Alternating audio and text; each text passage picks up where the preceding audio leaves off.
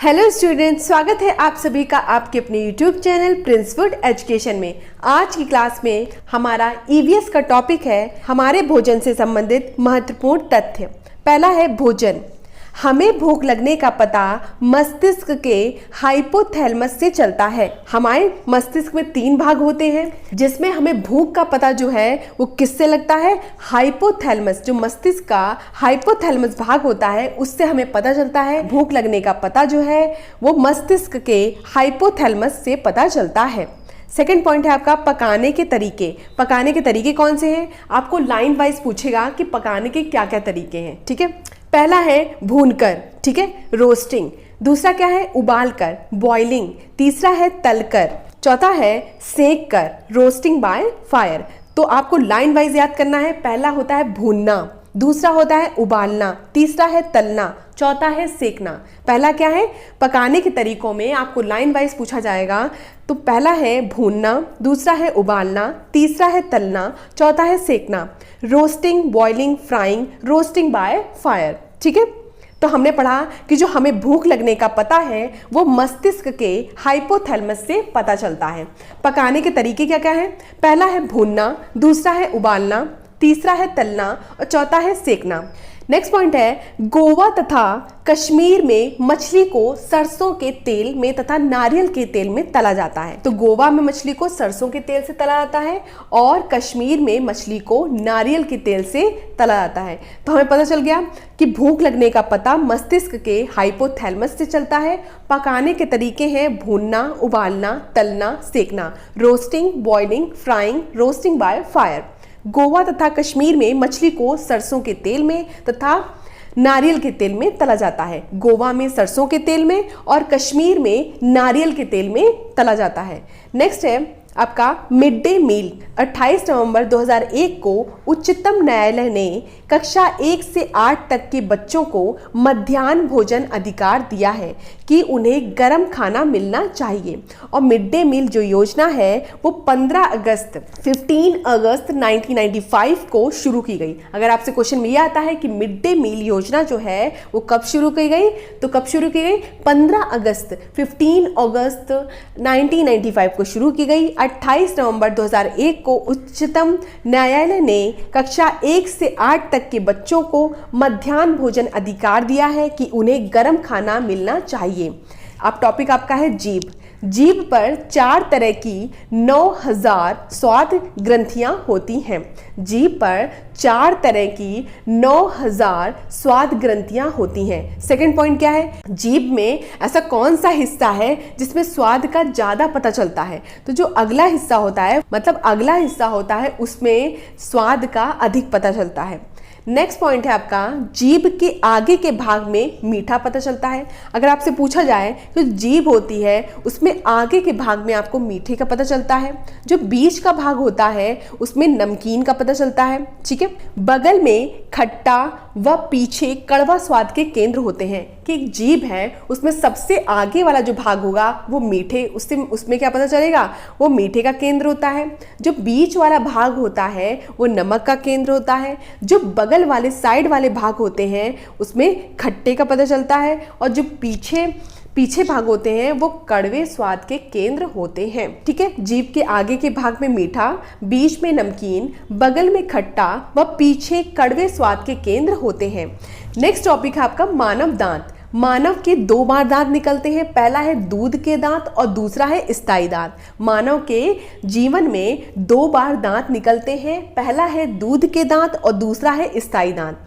Next point क्या है कि दूध दांतों की संख्या 20 होती है। जो स्थायी दांतों की संख्या होती है वो कितनी होती है? 32। अगर आपसे क्वेश्चन में ये पूछ दिया जाए कि दूध के दांतों की संख्या कितनी होती है तो 20 होती है और जो स्थायी दांतों की संख्या होती है वो 32 होती है। ठीक है, तो मानव के 2 बार दांत निकलते हैं, दूध के दांत और स्थायी दांत। दूध के दांतों की संख्या 20 होती है और जो स्थायी दांतों की संख्या है वो कितनी होती है? 32 होती है। नेक्स्ट पॉइंट है दंत इनेमल मानव शरीर का कठोरतम भाग है जो कैल्शियम फॉस्फेट का बना होता है। तो सबसे पहले क्वेश्चन आपका ये आएगा कि मानव शरीर का कठोरतम भाग कौन सा है? तो जो इनेमल भाग होता है वो मानव शरीर का कठोरतम भाग होता है। इनेमल क्या होता है? मानव शरीर का कठोरतम भाग होता है। अब क्वेश्चन अगर पूछ दिया जाए कि इनेमल जो है वो किसका बना होता है? तो किसका बना होता है? कैल्शियम फास्फेट का बना होता है। जो इनेमल है वो किसका बना होता है? कैल्शियम फास्फेट का। नेक्स्ट आपका पॉइंट है कि मानव में दांत कितने प्रकार के होते हैं? तो मानव में दांत 4 प्रकार के होते हैं। पहला है कृंतक, दूसरा है रदनक, तीसरा है अग्रचवर्णक और चौथा है चवर्णक। कृंतक, रदनक, अग्रचवर्णक, चवर्णक। मानव में दांत 4 प्रकार के होते हैं। नेक्स्ट पॉइंट है चबाकर खाने से लार से टाइलिन निकलकर स्टार्च को माल्टोज शुगर में बदल देता है, जिससे भोजन मीठा लगने लगता है। चबाकर खाने से क्या होता है कि लार से जो टाइलिन होता है वो निकल जाता है और स्टार्च को माल्टोज शुगर में बदल देता है, जिससे भोजन मीठा लगने लगता है। ठीक है, नेक्स्ट टॉपिक है आपका कि कहानी खिड़की वाले पेट की। अब आपको कहानी बताई जा रही है एक खिड़की वाले पेट की कहानी। राजेश उत्साही द्वारा लिखित कविता से लेकर बनाई गई है। राजेश उत्साही एक कवि हैं जिन्होंने एक कविता लिखी है, उसको लेकर यह बनाई गई है। यह कविता अगस्त 1985 की चकमक पत्रिका में दी गई थी। नेक्स्ट है आपका खाने की चीज बोली गई है, पचने में और लगा समय।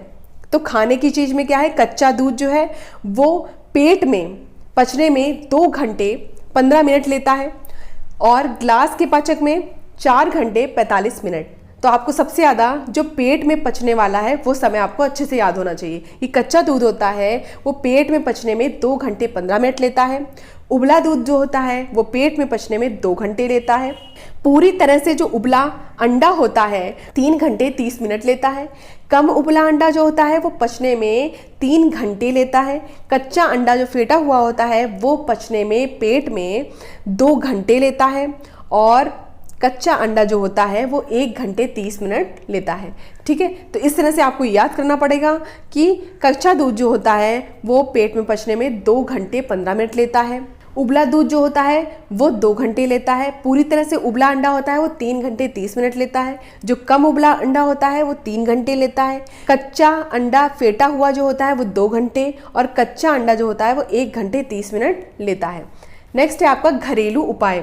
चीज़ें आपको दी होंगी और घरेलू उपाय दिए होंगे। ठीक है, आपको क्या होता है कि जो पेपर होता है सीटेट का उसमें आपको मिलान करने को आएगा। ठीक है, तो जैसे एक तरफ लिख गया चीज़ें लिख गई, एक तरफ घरेलू उपाय लिख गए।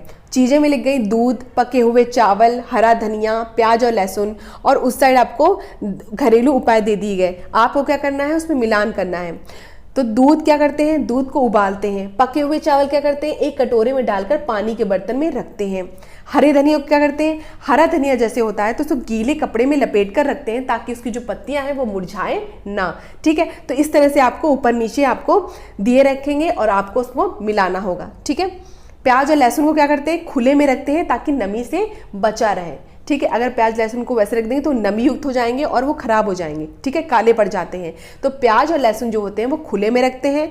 ठीक है, और हरा धनिया होता है, हरा धनिया उसे गीले कपड़ा जो होता है उसमें लपेट कर रखते हैं ताकि वो हरा बना रहे। पके हुए चावल को एक कटोरे में डालकर पानी के बर्तन में रखते हैं और दूध को क्या करते हैं? उबालते हैं। नोट में क्या लिखा है? नमक आचार को सुरक्षित करने में व चीनी जो होती है वो आम पापड़ को सुरक्षित करने में प्रयोग की आती है। मतलब आचार को सुरक्षित करने के लिए हम नमक का प्रयोग करते हैं और आम पापड़ को सुरक्षित करने के लिए हम चीनी का प्रयोग करते हैं।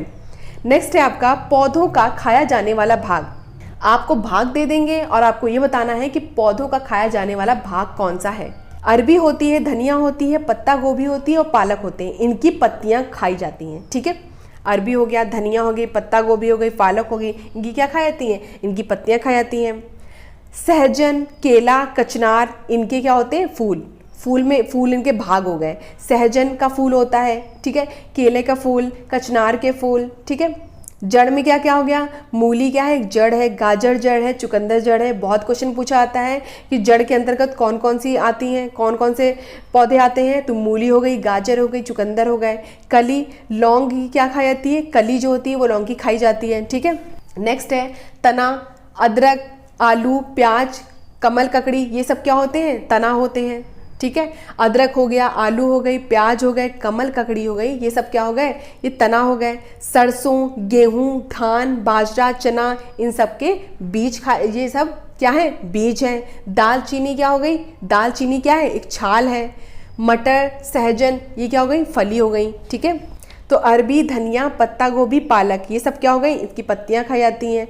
सहजन हो गए, केला, कचनार, इन सब के फूल होते हैं। ठीक है, लौंग की कली खाई जाती है। मूली, गाजर, चुकंदर, ये सब क्या होती हैं, जड़ होती हैं। अदरक, आलू, प्याज, कमल ककड़ी, ये सब क्या होते हैं, तना होते हैं। सरसों, गेहूं, धान, बाजरा, चना, ये सब क्या होते हैं, बीज होते हैं। दालचीनी क्या होती है, छाल होती है ना दालचीनी। मटर, सहजन, ये सब क्या हो गए, फल हो गए। बीएड एनसीटेट की सभी क्लासेस देखने के लिए डिस्क्रिप्शन में लिंक दिया गया है, वहां से जाकर आप देख सकते हैं। पीडीएफ के लिए आप हमारे टेलीग्राम चैनल को ज्वाइन कर सकते हैं, जिसका लिंक भी डिस्क्रिप्शन बॉक्स में दिया गया है। धन्यवाद, मिलते हैं अपनी नेक्स्ट क्लास में।